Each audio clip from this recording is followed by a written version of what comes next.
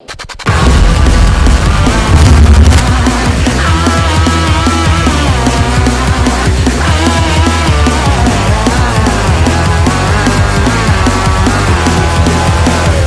got your money, honey, show me where to be.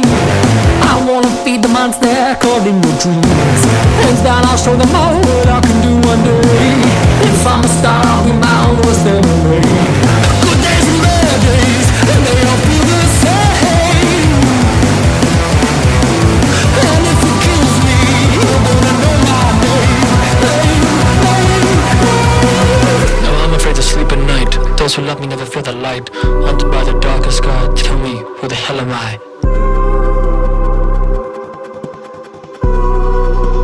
Tell me, who the hell am I? Yeah, it's coming rain, and I will run up to the grave. 'Cause the day I rest is the day I'm living alone with all its flames.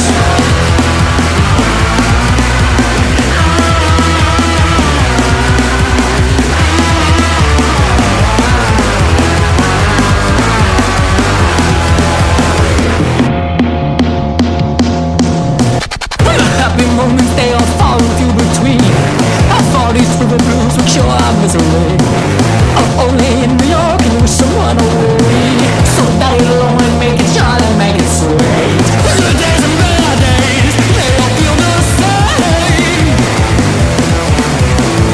And if it kills me, you're gonna know my name. No, I'm afraid to sleep at night. Those who love me never feel the light. Haunted by the darkest sky. Tell me, who the hell am I? Haunted by the darkest sky. Tell me, who the hell am I?